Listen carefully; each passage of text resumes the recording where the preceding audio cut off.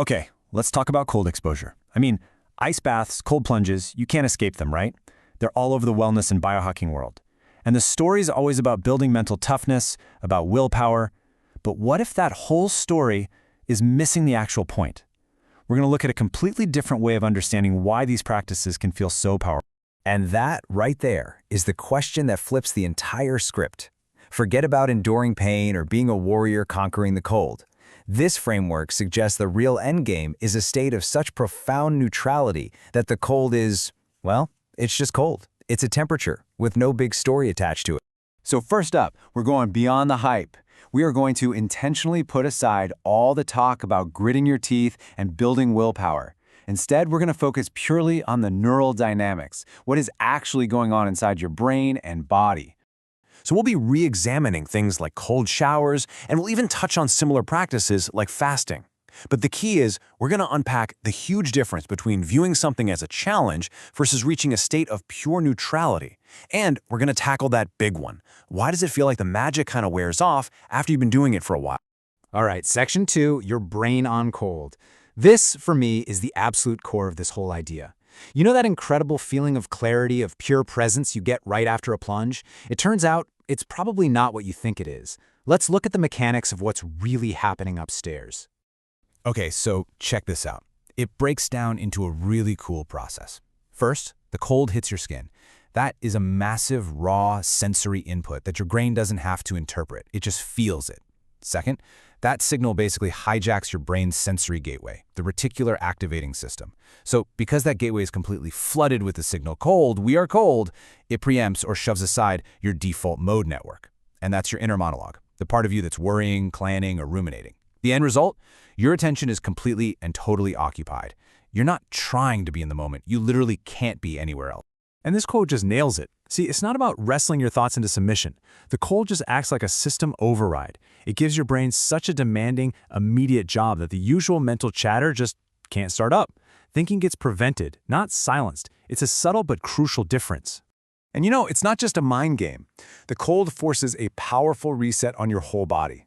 So instead of just thinking, oh, it's good for circulation, think of it more like hitting a giant reset button that gets your heart rate, your breathing, and your blood flow all back in sync, marching to the same beat.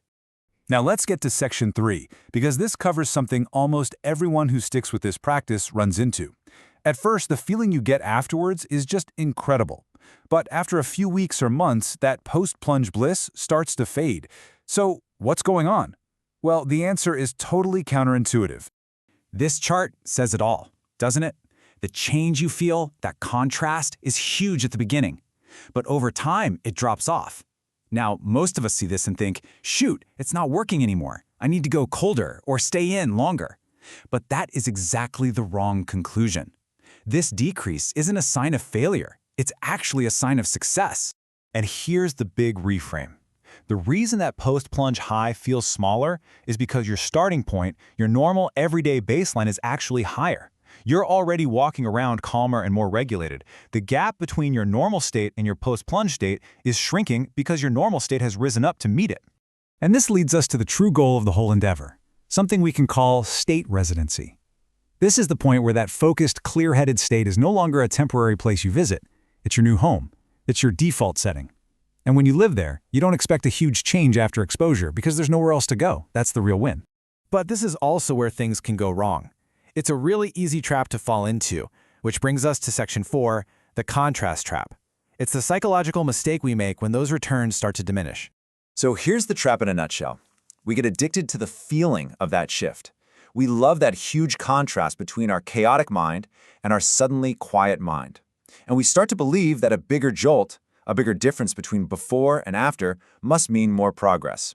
But it's actually the complete opposite. And chasing that high just leads you down a rabbit hole. You start needing colder water or longer times just to feel that same initial kick. You become dependent on the stimulus itself rather than actually improving your baseline. It's not real progression, it's just chasing a feeling. So, this all leads to a critical fork in the road, which we're going to explore in section 5. It all comes down to the mental path you choose, how you decide to frame the entire experience, and that choice changes everything. Just look at the difference here. On one side, You've got endurance. This is the path of resistance, of aversion. You're constantly running these narratives in your head about being tough, about pushing through. You're building an identity as the person who can handle the cold. But then look at the other path, neutral tolerance. Here, there's no aversion. There's no story. The stimulus just comes and goes without you needing to make it about you. It's just a sensation, and it loses all its personal importance. These are two fundamentally different states to be in. And that brings us to the real question you have to ask yourself. Are you using this practice to build up your ego, to add another badge to your identity? Or is the practice actually helping you dissolve the need for an identity in the first place? And that thought leads us perfectly into our final, and maybe the most profound, section, the state beyond practice. This is about what happens when you get where you're going, and the tools you use to get there are, well, they just aren't as necessary anymore. See, when you finally let go of framing the cold as a challenge, the entire structure just falls apart. If there's no battle to be won, no identity to uphold, no progress to chase, then the very need to do the practice just kind of dissolves. It becomes something you can do, not something you have to do. And this quote is just beautiful. It says it all. Real progress didn't come from more effort, from gritting your teeth harder. It came from what you stopped doing. It came from letting a reaction happen, a shiver, a gasp, and simply not turning it into some big, meaningful story. You just let it be. And this is the ultimate takeaway. The greatest leap you can make happens when you stop using your reactions, to the cold, to stress, to anything, as the raw material for your identity. When the cold is just cold, and you are just you, separate from all the stories about it, that's when you know the practice has really done its job.